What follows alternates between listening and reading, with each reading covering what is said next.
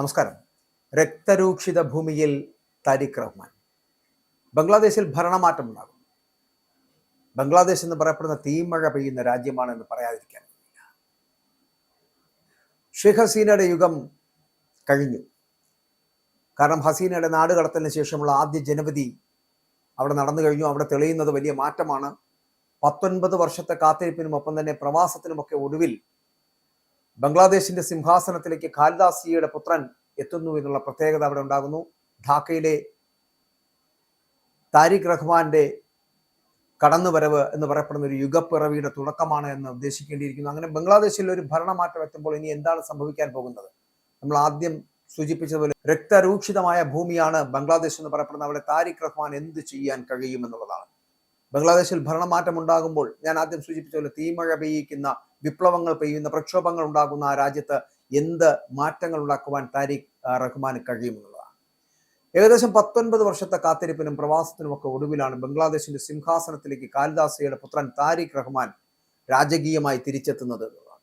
ഷെയ്ഖ് ഹസീനയുടെ ഉരുക്കുമുഷ്ടിയിൽ നിന്നും മോചിതരായിട്ടുള്ള ബംഗ്ലാദേശ് ജനത വോട്ടെഴുക്കിലൂടെ BNPയെ അധികാരത്തിലേറ്റുന്ന കാഴ്ചയാണ് കഴിഞ്ഞ ദിവസം നടന്ന ചരിത്ര പ്രധാനമായിട്ടുള്ള തിരഞ്ഞെടുപ്പിന്റെ ഫലസൂചനകൾ നൽകിയത്.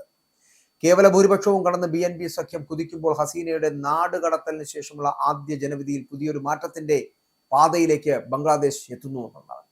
350 അംഗ പാർലമെന്റിൽ 299 സീറ്റുകളിലേക്ക് നടന്ന പോരാട്ടത്തിൽ BNP സഖ്യം 209 സീറ്റുകൾ പിടിച്ചടക്കി ജയം ഉറപ്പിച്ചതായാണ് പുറത്തുവരുന്ന അനൌദ്യോഗിക വിവരങ്ങൾ. BNP ചെയർമാനും പാർട്ടിയുടെ പ്രധാനമന്ത്രി സ്ഥാനാർത്ഥിയുമായിട്ടുള്ള താരിഖ് റഹ്മാൻ മത്സരിച്ച 2 മണ്ഡലങ്ങളിലും വൻ ഭൂരിപക്ഷത്തോടെ വിജയിച്ചിരിക്കുന്നു. ഒരു പതിറ്റാണ്ടിലധികം നീണ്ട രാഷ്ട്രീയ വേട്ടയാടലുകൾക്കും ലണ്ടനിലെ പ്രവാസ ജീവിതത്തിനും ഒടുവിൽ 2025 അവസാനത്തോടെ രാജ്യത്ത് തിരിച്ചെത്തിയ താരിഖിന്റെ നേതൃപാടവത്തിനുള്ള അംഗീകാരമായിട്ടാണ് ഈ വിജയത്തെ രാഷ്ട്രീയ നിരീക്ഷകരടക്കം കാണുന്നത്. ഹസീനയുടെ അവാമി ലീഗിനെ തിരഞ്ഞെടുപ്പിൽ നിന്നും വിലക്കിയതോടെ BNPയും ഇസ്ലാമിസ്റ്റ് പാർട്ടിയായിട്ടുള്ള ജമാഅത്തെ ഇസ്ലാമിയും തമ്മിലായിരുന്നു പ്രധാന മത്സരം എന്ന് പറയപ്പെടുന്നത്. വിദ്യാർത്ഥി പ്രക്ഷോഭകാരികളുടെ പിന്തുണയുള്ള നാഷണൽ സിറ്റിസൺ പാർട്ടി, അതായത് NCP എന്ന് പറയപ്പെടുന്ന പാർട്ടി ജമാഅത്തെ ഇസ്ലാമിക്ക് കരുത്ത് പകർന്നു എങ്കിലും BNPയുടെ ജനപിന്തുണയെ മറികടക്കാൻ അവർക്കായില്ല എന്നുള്ളതാണ്. ഹസീന സർക്കാരിന്റെ കാലത്തെ അഴിമതിക്കും അടിച്ചമർത്തലുകൾക്കും അന്ത്യം കുറിക്കുവാൻ കാത്തിരുന്ന യുവജനത കൂട്ടത്തോടുകൂടി പോളിംഗ് ബൂത്തുകളിലേക്ക് എത്തുന്ന കാഴ്ചയാണ് അവിടെ കാണാൻ കഴിഞ്ഞത്. 47.9% പോളിംഗ് രേഖപ്പെടുത്തിയ തിരഞ്ഞെടുപ്പിൽ ഭൂരിഭാഗം പേരും ഭരണഘടനാ പരിഷ്കാരങ്ങളെയും പിന്തുണച്ചതായിട്ടുള്ളതാണ് സൂചനകൾ പുറത്തുവരുന്നത്. ഭരണമേറ്റാൽ പ്രധാനമന്ത്രി പദത്തിൽ ഒരാൾക്ക് പരമാവധി 10 വർഷം മാത്രമേ ഇരിക്കാൻ പാടുള്ളൂ എന്ന സുപ്രധാന നിയമം കൊണ്ടുവരുമെന്ന് BNP വാഗ്ദാനം ചെയ്യുകയും ചെയ്യുന്നു. അതായത് പാവപ്പെട്ടവർക്ക് നേരിട്ടുള്ള സാമ്പത്തിക സഹായവും കൂടുതൽ സുരക്ഷിതമായിട്ടുള്ള ക്രമസമാധാന നിലയുമാണ് പുതിയ സർക്കാരിന്റെ ലക്ഷ്യമെന്നാണ് പറയപ്പെടുന്നത്. ഖാലിദാസയുടെ കാലത്ത് ഇന്ത്യയുമായിട്ട് അത്ര നല്ല ബന്ധത്തിലല്ലാതിരുന്ന BNP എന്ന് പറയപ്പെടുന്നത് താരിഖ് റഹ്മാന്റെ നേതൃത്വത്തിൽ എങ്ങനെ ഒരു വിദേശ നയം സ്വീകരിക്കുമെന്നത് ലോകരാഷ്ട്രങ്ങൾ ഉറ്റുനോക്കുന്നതാണ്. തകർന്നടിഞ്ഞ സമ്പദ് വ്യവസ്ഥയും ജനാധിപത്യ മൂല്യങ്ങളെയും പുനരുദ്ധരിക്കുക എന്ന ഹിമാലയൻ വെല്ലുവിളിയാണ് പുതിയ പ്രധാനമന്ത്രിയെ കാത്തിരിക്കുന്നത് എന്നുള്ളതാണ്. ഇന്ത്യ സ്ഥിതിഗതികളെ സസൂക്ഷ്മം നിരീക്ഷിക്കുകയാണ്.